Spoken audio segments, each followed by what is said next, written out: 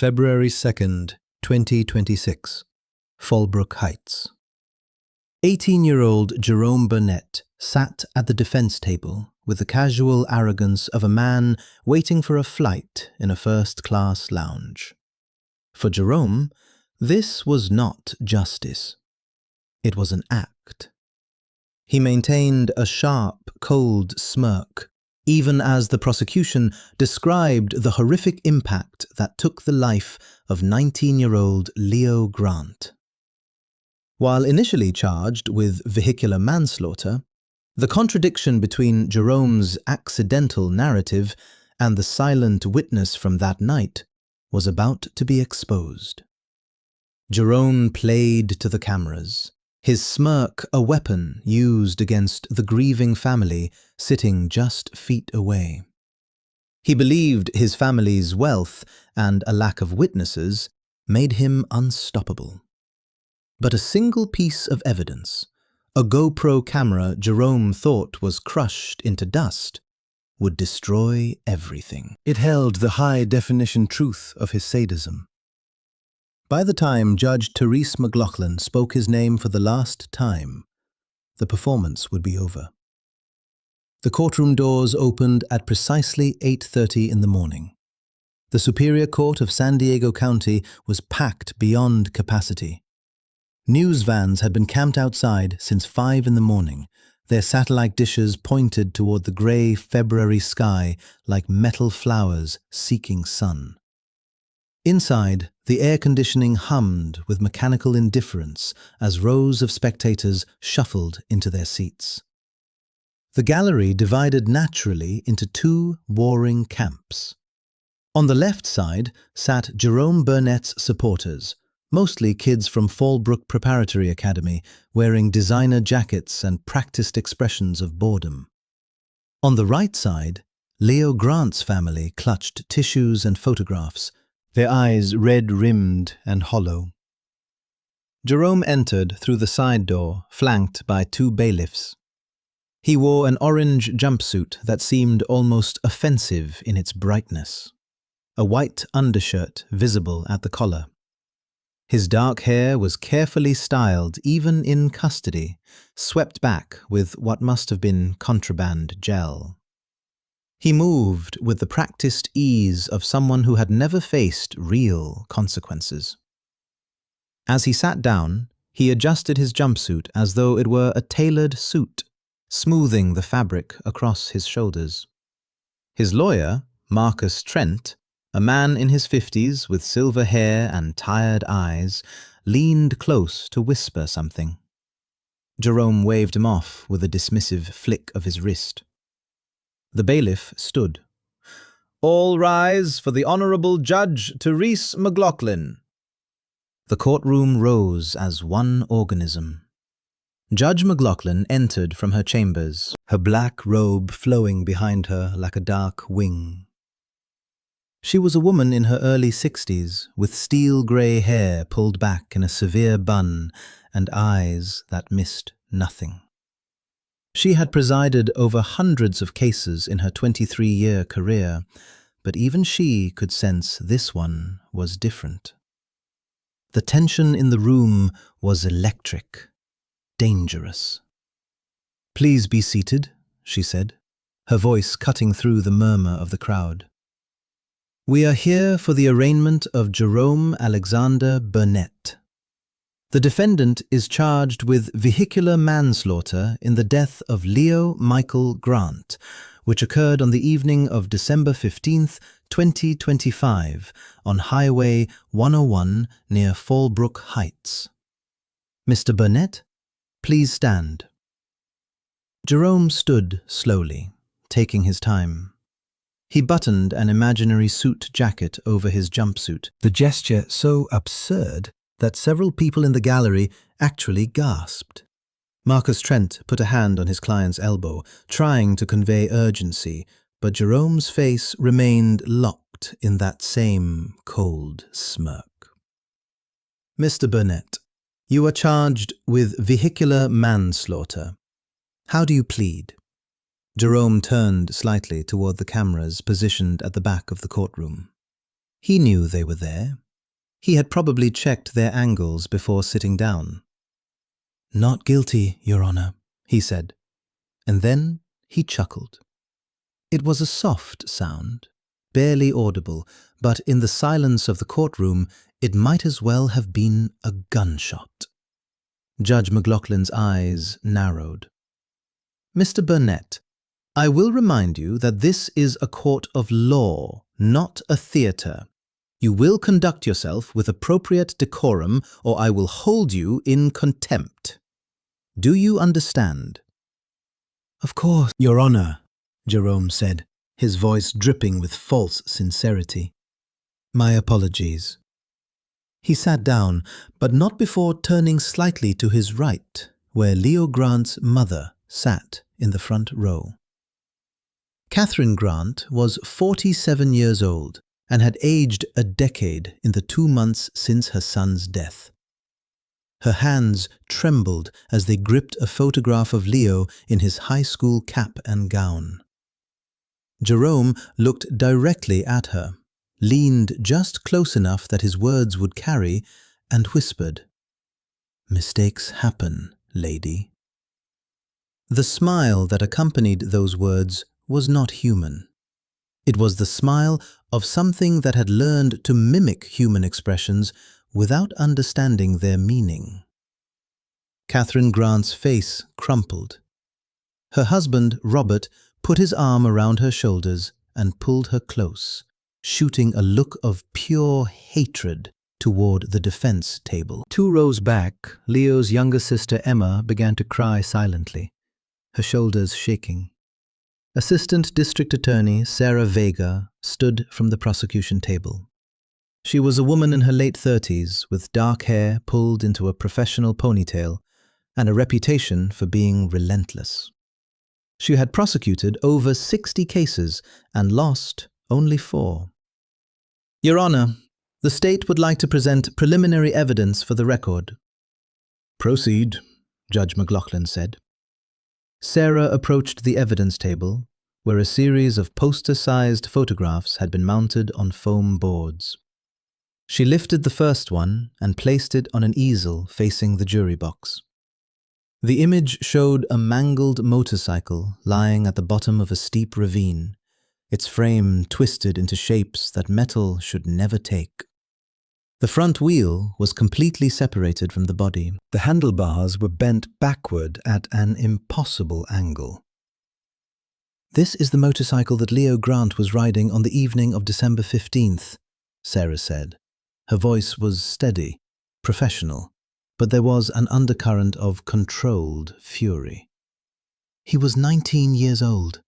He had just finished his first semester at San Diego State University, majoring in mechanical engineering. He was riding home to surprise his parents for the weekend." She lifted a second photograph. This one showed skid marks on asphalt, long black streaks that curved sharply to the right before disappearing off the edge of the road. "These are the tire marks from Mr. Burnett's vehicle, a 2025 Mercedes AMG GT. As you can see, the marks indicate sudden acceleration, not braking." Jerome yawned. It was deliberate, theatrical. He covered his mouth with his hand, but made sure everyone could see. Sarah's jaw tightened. She lifted a third photograph, this one showing the aftermath scene from above, taken by a police drone. Emergency lights painted the night in red and blue.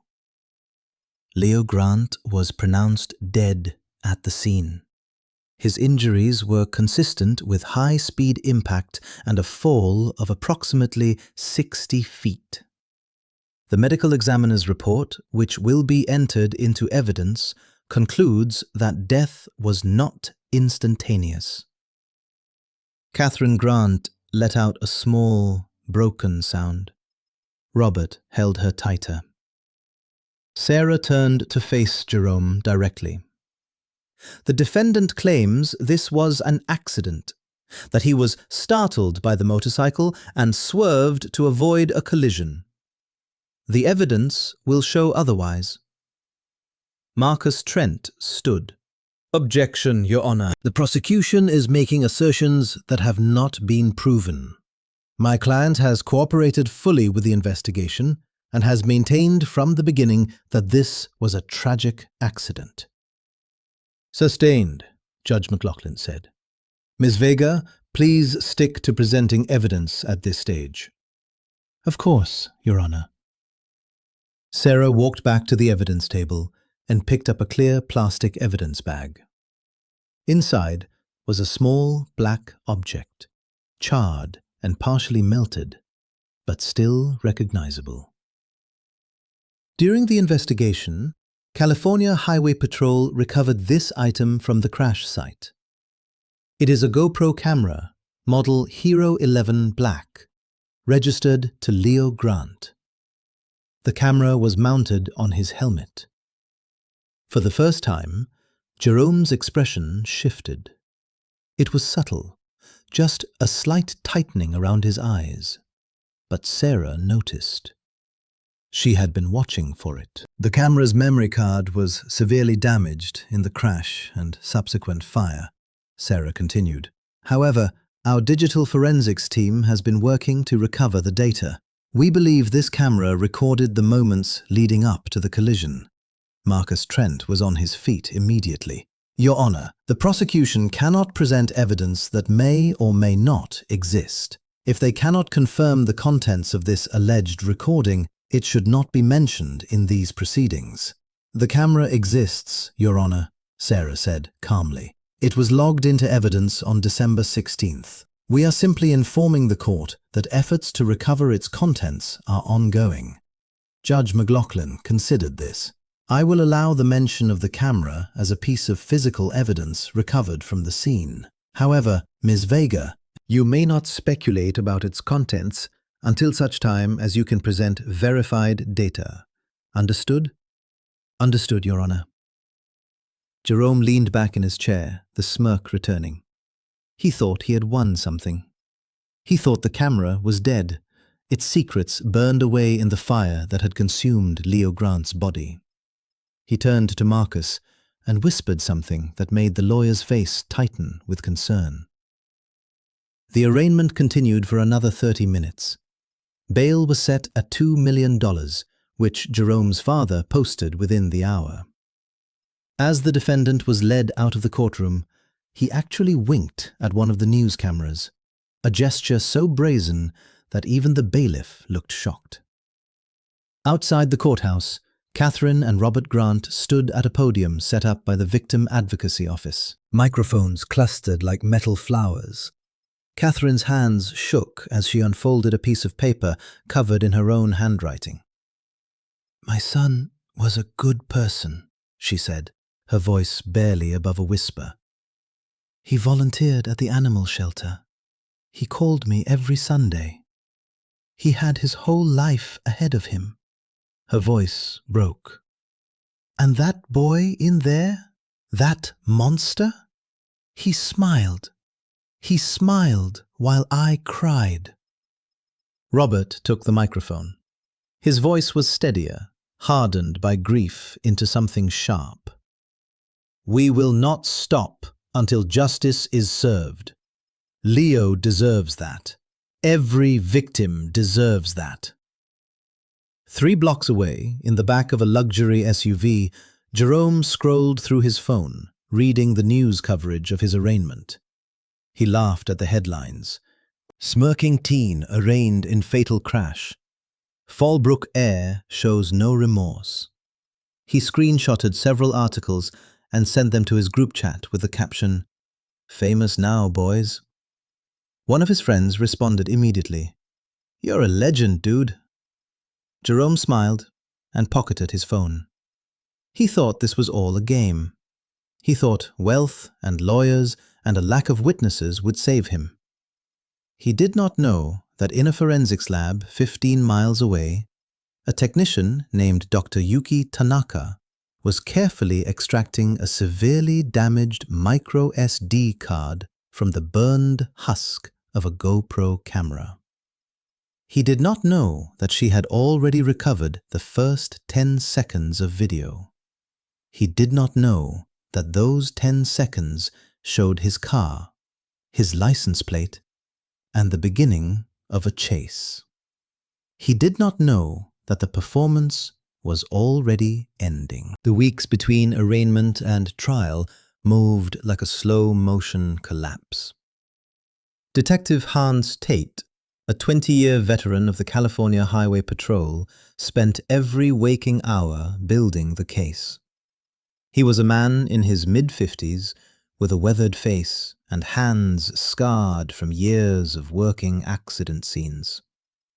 He had seen hundreds of traffic fatalities, but something about this case had burrowed under his skin and refused to let go. He started at the beginning. December 15th, 2025. A cold night, clear skies, dry roads. No environmental factors that would explain a loss of control. The call had come in at 9:47 in the evening. A passing motorist had seen the fire at the bottom of the ravine and called 911. By the time first responders arrived, Leo Grant had been dead for approximately 12 minutes. Hans had been the second investigator on scene. He had climbed down into that ravine with a flashlight and a camera, documenting everything. The motorcycle had been destroyed, but the pattern of damage told a story. The impact point was on the left rear section of the bike, consistent with being struck from behind and to the side. The force had been significant enough to send the bike airborne before it tumbled down the ravine. He had walked the road above, measuring skid marks, taking photographs, collecting paint samples. The Mercedes had left traces everywhere.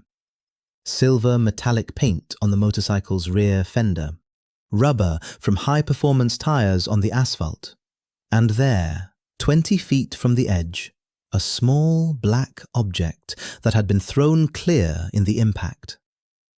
The GoPro camera. Hans had bagged it himself, noting the time and location in his report. He had not known then how important it would become. Now, sitting in his office at the highway patrol station, he spread out the case files across his desk. Traffic camera footage showed Jerome's Mercedes entering Highway 101 at the same time as Leo's motorcycle. The two vehicles had been traveling in the same direction for approximately 3 miles before the crash. 3 miles. Long enough to be deliberate. There were witnesses, but not to the actual collision. A trucker named Dale Morrison had seen a silver Mercedes riding awful close to a motorcycle about 2 miles before the crash site. A woman named Patricia Chen had passed both vehicles and later reported that the Mercedes seemed to be playing with the motorcycle, accelerating and decelerating erratically. Hans interviewed them both personally. Dale Morrison sat in the interview room, a big man with tired eyes, and said, "I remember thinking that driver was going to cause an accident. The way he was tailing that bike, it was aggressive, intentional looking." "Did you see the actual collision?" Hans asked. "No, sir. I had already passed them and taken the exit toward Oceanside. But I saw enough to know that Mercedes driver was trouble." Patricia Chen was more emotional. She was a nurse, used to trauma, but even she had been shaken. "The motorcycle was just trying to get away," she said. "Every time he sped up, the car sped up. Every time he slowed down, the car slowed down. It was like a cat playing with a mouse." "Did you see the driver of the Mercedes?" Hans asked. "Not clearly, but I saw him lean out the window once. He was young, and he was laughing." Hans added her statement to the file. It was all circumstantial so far, but it was building. He needed more. He went to Jerome's high school. Fallbrook Preparatory Academy was the kind of place where tuition cost more than most people's annual salary. Manicured lawns, stone buildings, students who carried themselves like they already owned the world. Hans interviewed teachers, administrators, other students. Most were tight-lipped, loyal to their own. But a few cracked. A physics teacher named Mr. Brennan spoke quietly, glancing over his shoulder as though afraid of being overheard. "Jerome is brilliant, Detective. Genuinely intelligent. But there is something missing in him. Empathy, maybe. Conscience." He once gave a presentation on vehicular physics and spent the entire time talking about how to cause maximum damage in a collision. I thought it was a morbid academic exercise. Now I am not so sure. A former friend of Jerome's, a kid named Tyler Wu, agreed to speak off the record. They met at a coffee shop far from Fallbrook. Tyler's hands shook as he stirred sugar into his coffee. "Jerome used to talk about it all the time," Tyler said quietly. "He called it hunting. He would drive around looking for motorcycles. Then he would tail them, get close, freak them out. He thought it was hilarious. I stopped hanging out with him after he almost ran a guy off the road near the pier. I told him he was going to kill someone. He just laughed and said it was not illegal to drive on the same road as someone else." "Did he ever mention Leo Grant?" Hans asked. "Not by name, but the week before the crash, he was bragging about some new game he wanted to try. He said he wanted to see if he could make a biker dump their bike without actually hitting them. Like a psychological thing. I told him he was messed up. He said I was boring." Hans recorded every word. It still was not enough for a murder charge, but it was painting a picture. Premeditation, intent, malice. The real breakthrough came from Jerome's own phone. The warrant to search his devices had taken 3 weeks to obtain, but once Hans had access, the evidence poured out like water from a broken dam. Text messages, group chats, videos.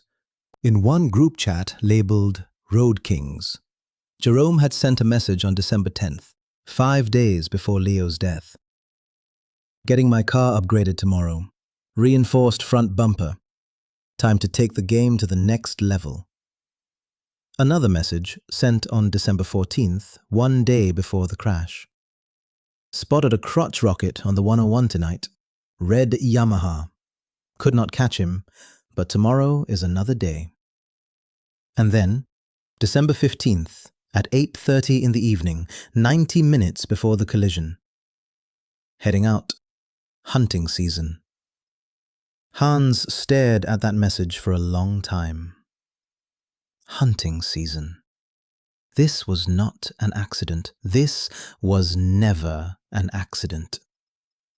He subpoenaed Jerome's financial records and found a receipt from a custom auto shop. $5,000 for a reinforced steel bumper and undercarriage plating, installed on December 11th. The work order specifically noted that the modifications were for off-road durability. Hans visited the shop. The mechanic, a gruff man named Eddie Torrance, remembered Jerome clearly. "Kid came in with a brand new Mercedes and wanted it turned into a tank," Eddie said. "I asked him why he needed reinforcements like that. He said he liked to go off-roading in the desert. But that car was not set up for desert driving. It was a street racer. The whole thing felt wrong. But his money was good." "Did he say anything else?" Hans asked. Eddie hesitated. "He asked if the bumper would hold up in a collision. I told him it would take a hit better than stock. He smiled and said, 'Perfect.'" The net was tightening. Hans forwarded everything to Sarah Vega, the prosecutor. She called him late one night, her voice electric with controlled excitement. "We can upgrade the charges," she said. "This is not manslaughter. This is murder." "Can you prove it?" Hans asked. With what you have given me, I can make a strong case. But if that camera footage comes through, if Dr. Tanaka can recover it, this case is over. We will have him. Dr. Yuki Tanaka worked in a small, climate-controlled laboratory in the basement of the San Diego County Forensic Center. She was a specialist in digital recovery, one of the best in the state. When the GoPro camera arrived on her desk, charred and broken, she had not been optimistic. Fire was the enemy of data. Heat warped circuits and melted solder. But she had worked on worse. She carefully disassembled the camera under a magnifying glass, documenting every step with photographs. The outer casing was destroyed, but the internal SD card was partially intact. She removed it with tweezers and placed it in a specialized reader that could detect even fragmentary data. The first scan showed corruption across 80% of the card, but 20% had survived. She began the painstaking process of extracting readable sectors, piece by piece, byte by byte. It took 3 weeks of 16-hour days. She wrote custom software to reassemble the fragments. She cross-referenced timestamps. She filtered out noise. And then, on a grey afternoon in late January, she recovered the first full segment of video. It was 1 minute and 43 seconds long. She watched it once, then immediately called Sarah Vega. "You need to see this," Dr. Tanaka said.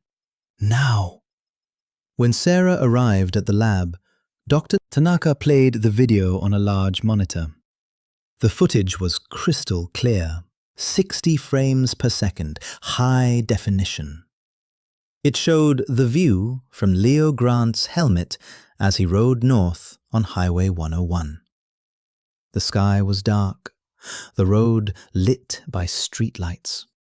And behind him, visible in the motorcycle's mirrors, was a silver Mercedes AMG. The car accelerated, closing the distance. It pulled alongside the motorcycle, and for a moment, the two vehicles ran parallel. Then the Mercedes swerved toward the bike. Leo accelerated, pulling ahead. The Mercedes matched his speed. This happened 3 times in the span of 90 seconds. The audio was intact. Wind noise, engine roar, and then, faintly, a voice from the Mercedes. "Come on, let's play." Sarah felt her pulse quicken. "Is there more?" "I am still recovering data," Dr. Tanaka said, "but there is definitely more. The file structure suggests at least another 2 to 3 minutes of footage before the camera stopped recording." "How long until you can recover it all?" 2 weeks, maybe less. Sarah left the lab with a copy of the recovered footage on a secure drive. She drove directly to her office, replayed the video a dozen times, and then picked up the phone. She called the district attorney. "We are upgrading the charges," she said. "Jerome Burnett is going down for first-degree murder." The trial began on a Monday morning in early February. The courtroom was even more packed than it had been during the arraignment. The media presence had quadrupled. Sketch artists sat in the front row, their charcoal pencils moving rapidly. The victim's family occupied the same seats they had before, Catherine Grant clutching the same photograph of her son. Jerome entered, wearing the same orange jumpsuit and white undershirt. His hair was still styled, his expression still smug. He scanned the gallery, spotted the cameras, and offered a small, calculated smile. He sat down next to Marcus Trent, who looked like he had aged a decade in the past 2 months.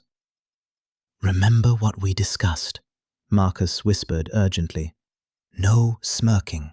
No gestures. The jury is watching everything. Relax, Jerome whispered back. I know what I am doing. Judge McLaughlin took her seat and surveyed the courtroom with the same sharp, unyielding gaze. We are here for the trial of Jerome Alexander Burnett, now charged with first-degree premeditated murder with special circumstances of torture. The jury has been seated. Does the prosecution wish to make an opening statement? Sarah Vega stood. She wore a charcoal grey suit, her hair pulled back, her expression serious. She walked to the center of the courtroom and looked directly at the jury.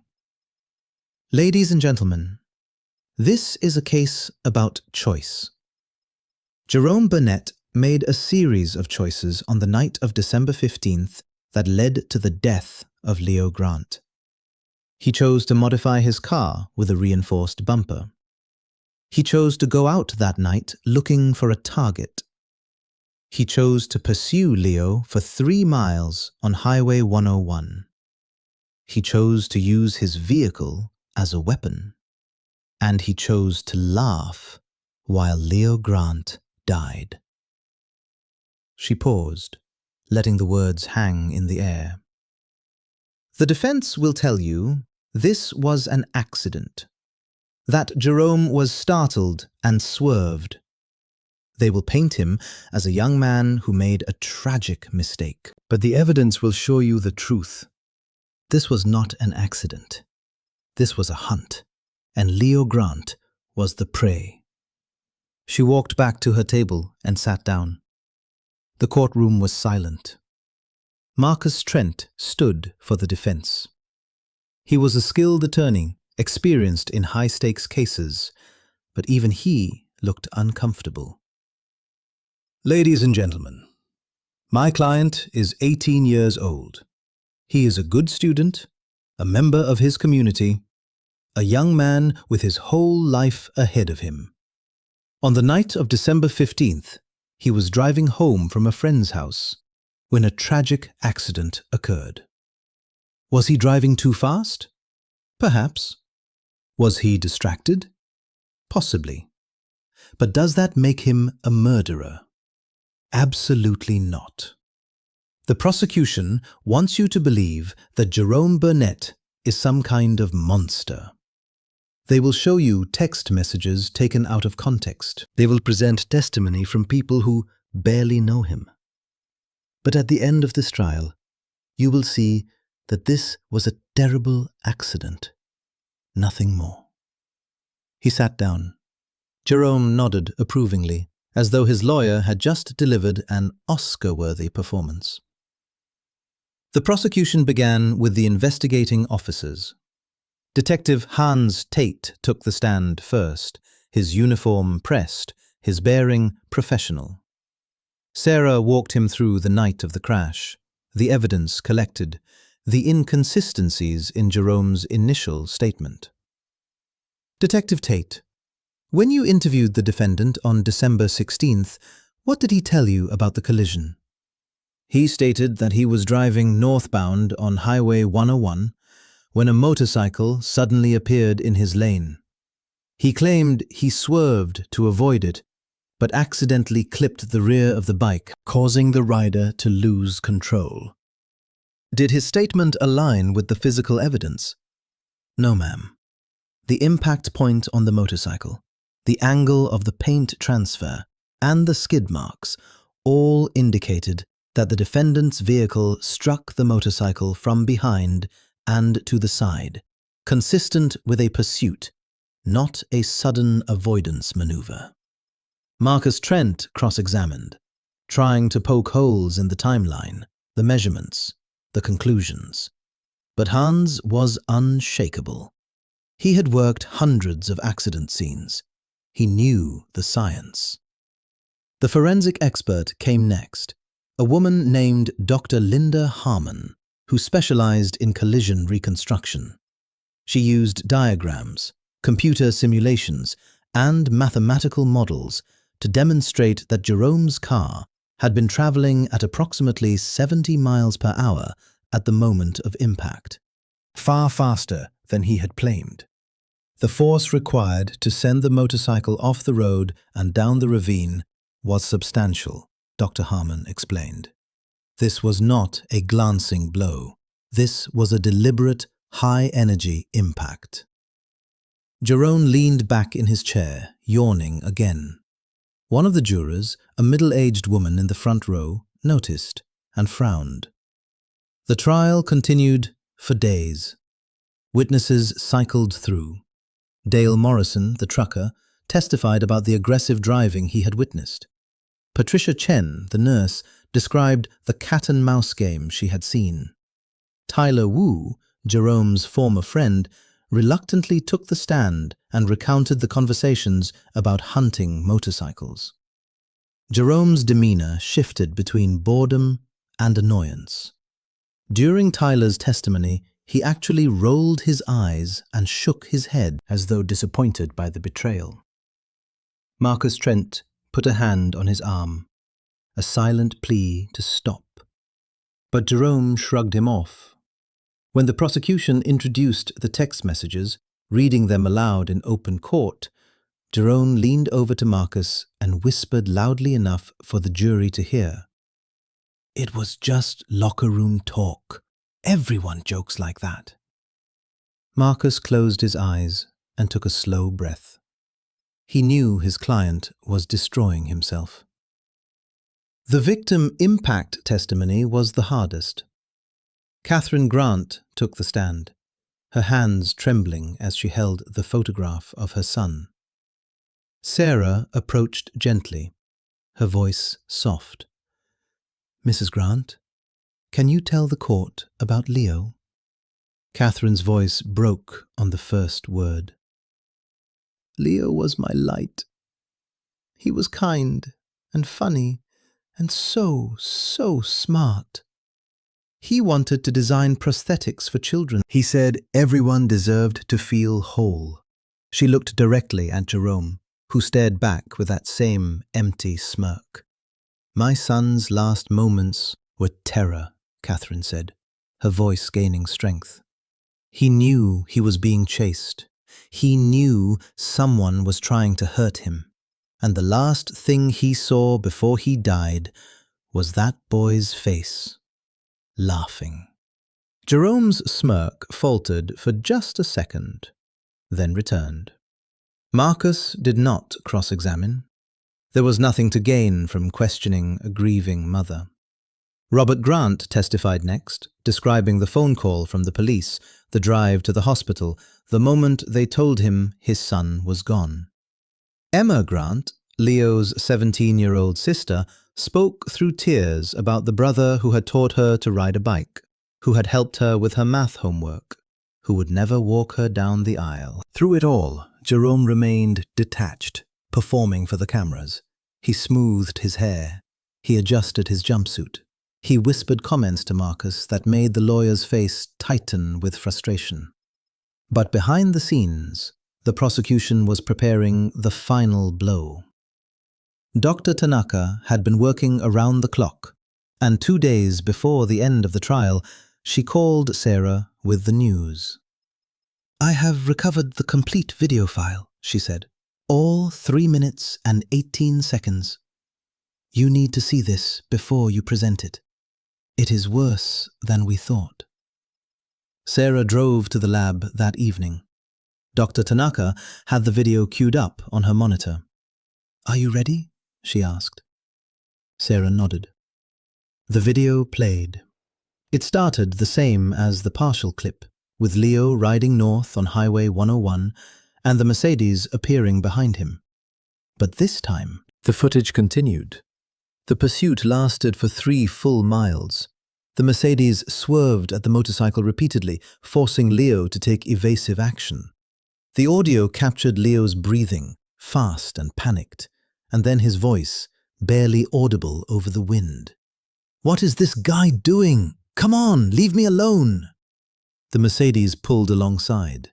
A window rolled down, and there, clear as day, was Jerome Burnett's face. He was smiling, his eyes bright with excitement. He leaned out slightly and shouted, "Go down, boy!" Then he yanked his steering wheel to the right. The Mercedes slammed into the motorcycle with a sickening crunch. The bike wobbled, tilted, and went airborne. The camera spun wildly as Leo and the motorcycle tumbled down the ravine. The last frame before the camera stopped recording was the night sky, stars visible against the black, and the distant sound of laughter fading away. Sarah sat in silence for a long moment. Then she said, "We present this tomorrow." The courtroom was packed to capacity when Sarah stood and addressed Judge McLaughlin. "Your Honor, the state would like to present Exhibit 12Z, the recovered video footage from the victim's helmet camera." The gallery erupted in whispers. Judge McLaughlin banged her gavel. "Order! Miss Vega, proceed." A large monitor was wheeled into the center of the courtroom, positioned so the jury, the judge, and the gallery could all see. Dr. Tanaka took the stand first to establish the chain of custody and the authenticity of the footage. "Dr. Tanaka, can you explain to the court how this video was recovered?" Sarah asked. Dr. Tanaka nodded, her voice calm and professional. "The GoPro camera was severely damaged in the crash. The outer casing was burned and the internal components were partially melted. However, the micro SD card, which stores the video data, was partially intact. Using specialized recovery software and hardware, I was able to extract the data sector by sector. The process took approximately 4 weeks. The recovered video file is 3 minutes and 18 seconds long, recorded at 60 frames per second in 1080p resolution. I have verified its authenticity using metadata analysis and frame-by-frame examination. There are no signs of tampering or alteration. And is this the original file, unedited? Yes, this is a direct copy of the data recovered from the card. I have provided the court with a full forensic report documenting every step of the recovery process. Thank you, Dr. Tanaka. Sarah turned to the judge. Your Honor, we are ready to play the video. Judge McLaughlin looked at the jury. Ladies and gentlemen, you are about to see footage from the night of the incident. This footage may be disturbing. If you need a moment at any point, please inform the bailiff. She nodded to Sarah. Proceed. The lights dimmed slightly. The monitor flickered to life. The timestamp in the corner read December 15th, 2025, 9:34 p.m. The video began. The view from Leo's helmet showed the road ahead, streetlights passing in rhythmic intervals. The engine of the motorcycle hummed steadily. In the mirrors, a silver car appeared, its headlights bright. The car accelerated, closing the distance rapidly. It pulled into the left lane, coming alongside the motorcycle. For a moment, the two vehicles ran parallel. Then the car swerved toward the bike. Leo reacted, leaning right, accelerating. The car dropped back. The audio captured Leo's breathing, faster now. What the hell? He muttered. The car accelerated again, pulling close. This time it stayed in the left lane but drifted toward the motorcycle, forcing Leo to move closer to the shoulder. The car dropped back again. This pattern repeated. Accelerate, swerve, drop back. Accelerate, swerve, drop back. It was methodical, deliberate. The car was playing with him. In the gallery, Catherine Grant began to cry softly. Robert held her hand, his face rigid with pain. On screen, Leo's voice came again, shaky now. Come on, man. Leave me alone. The car pulled alongside once more. The passenger window rolled down, and there, illuminated by the dashboard lights and the street lights overhead, was Jerome Burnett. His face filled the frame. He was smiling, not a small smirk, but a wide, genuine smile of pure enjoyment. His eyes were bright, almost ecstatic. He leaned slightly out the window and shouted over the wind, "Go down, boy!" In the courtroom, Jerome's face went pale. The smirk vanished. His hand, resting on the table, began to tremble. On screen, Jerome's car jerked to the right. The impact was massive, a sound like a gunshot. The motorcycle wobbled violently. Leo fought for control, but it was too late. The bike tilted, then launched off the side of the road. The camera spun. Sky, ground, the sound of metal tearing. Leo's scream, short and cut off. The motorcycle tumbling, and somewhere in the chaos, the sound of laughter, distant but unmistakable, fading as the bike fell. The screen went black. The timestamp froze at 9:37 p.m. The courtroom was silent. Not the silence of anticipation, but the silence of shock. Several jurors had their hands over their mouths. One was crying. The gallery sat frozen, unable to process what they had just witnessed. Sarah let the silence stretch. Then she turned to Jerome. "Mr. Burnett, that was you in the video, correct?" Jerome did not respond. His mouth opened and closed, but no sound came out. His hand shook so violently that he knocked a pen off the table. It clattered to the floor, the sound obscenely loud. Marcus Trent looked like he had been struck. He stared at the blank monitor, then at his client, then back at the monitor. "Your Honor," he said weakly, I need a moment to confer with my client." "Denied," Judge McLaughlin said. Her voice was hard. "Ms. Vega, do you have further questions for Dr. Tanaka?" "Just one, Your Honor." Sarah turned back to the witness. "Dr. Tanaka, in your expert opinion, is there any possibility that this video was altered or fabricated?" "None whatsoever. The metadata, the file structure, the degradation patterns, consistent with fire damage, all of it confirms this is an authentic recording from the night of December 15th. "Thank you. No further questions." Marcus declined to cross-examine. There was nothing to say. As Dr. Tanaka stepped down, Sarah addressed the court. "Your Honor, the prosecution rests." Judge McLaughlin looked at the defense table. "Mr. Trent, does the defense wish to present any witnesses?" Marcus looked at Jerome, who sat slumped in his chair, staring at nothing. The performance was over. The mask had shattered. "No, Your Honor," Marcus said quietly. "The defense rests." "Very well. We will adjourn for the day. Closing arguments will begin tomorrow morning at 9 a.m. The bailiffs moved to escort Jerome back to holding. As he stood, his legs nearly gave out. He had to grip the table for support. The cameras captured every moment. The confident, smirking defendant was gone, replaced by a hollow shell.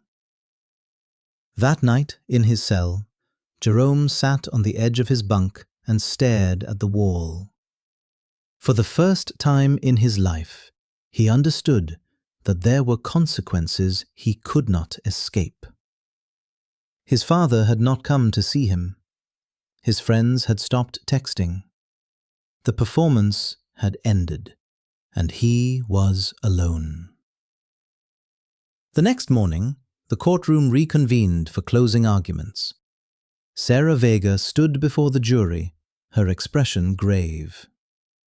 "Ladies and gentlemen, you have seen the evidence, you have heard the testimony, and you have watched the video that shows beyond any possible doubt what happened on the night of December 15th.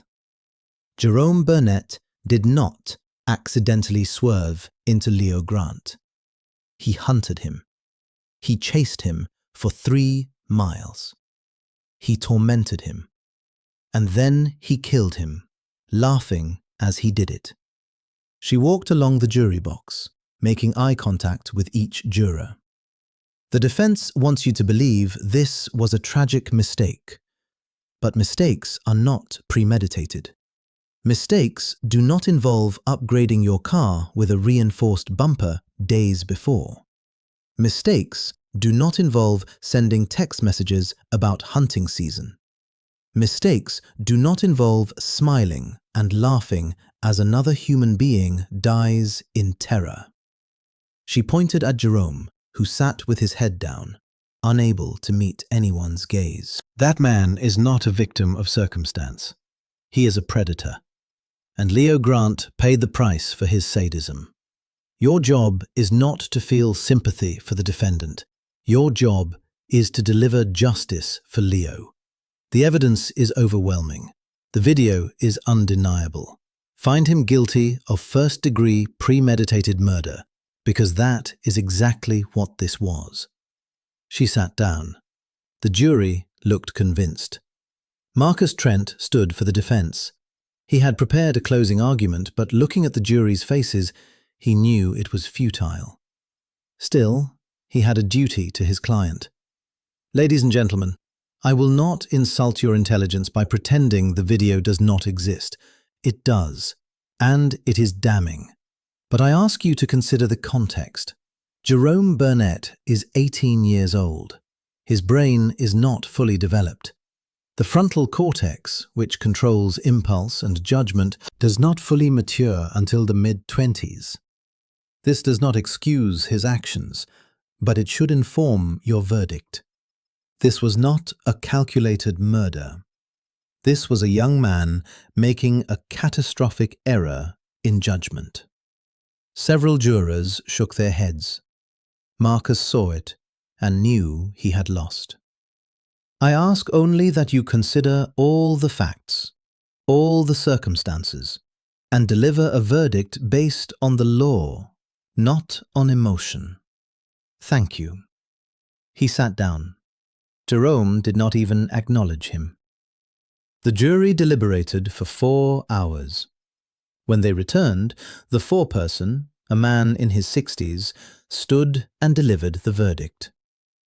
"We, the jury, find the defendant, Jerome Alexander Burnett, guilty of first-degree premeditated murder with special circumstances of torture."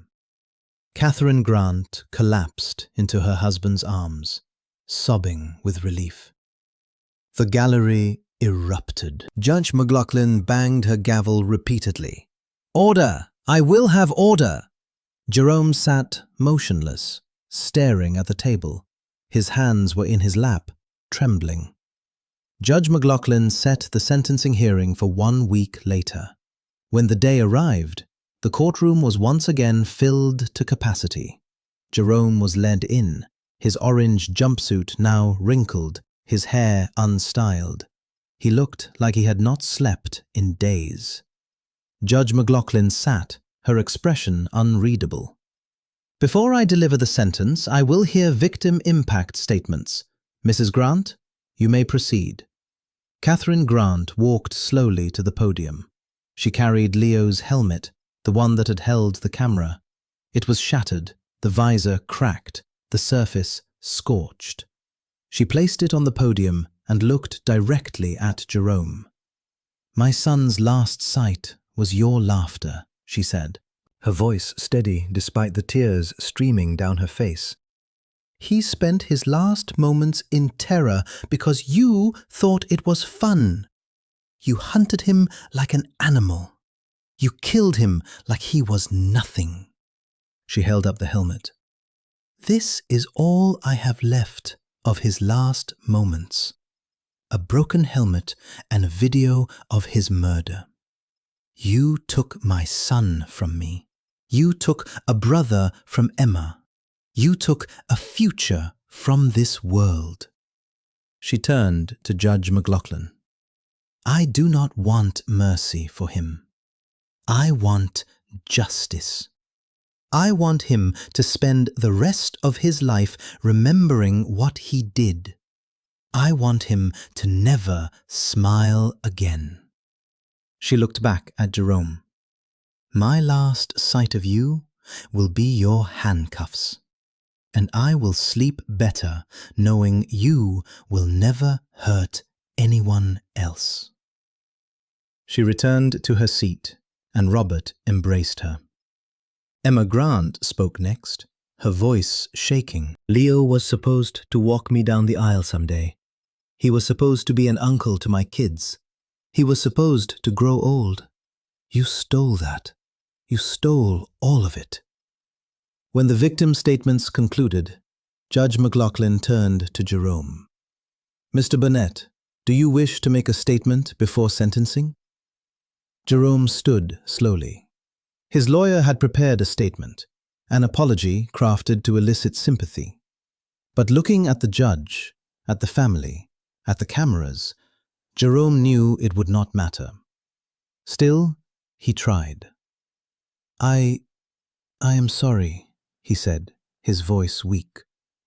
I did not mean for this to happen. I was stupid. I was reckless. I wish I could take it back. His voice broke, but there were no tears, just a hollow, performative sadness. Judge McLaughlin stared at him for a long moment. Jerome could not hold her gaze. He looked down. Mr. Burnett, Judge McLaughlin began, her voice cold and precise. In my 23 years on the bench, I have presided over hundreds of cases. I have seen crimes of passion, crimes of desperation, crimes born of mental illness or addiction.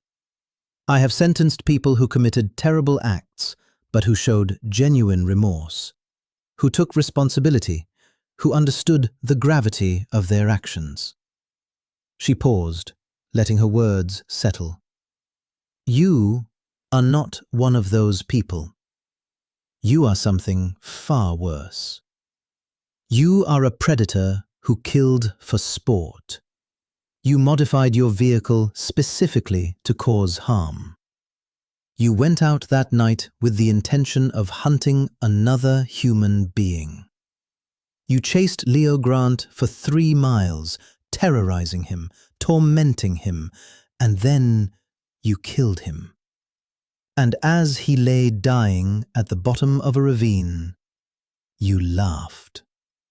Jerome flinched. His knees buckled slightly and he gripped the table. This court has witnessed your theatre, Mr. Burnett. We saw the smirks, the yawns, the utter contempt you showed for Leo Grant's life and for these proceedings. You treated this courtroom like a stage and your trial like a performance. You played to the cameras. You whispered insults at a grieving mother. You showed no remorse, no empathy, no humanity. Judge McLaughlin's voice grew harder, each word a hammer blow. You did not just kill Leo Grant. You hunted him for sport. You smiled while his mother cried. You laughed while his sister sobbed. You treated his death as entertainment. Well, you will not be smiling in the place I am sending you. You will not have an audience to smirk for. You will have nothing but time to reflect on what you are, and what you are is a coward and a monster."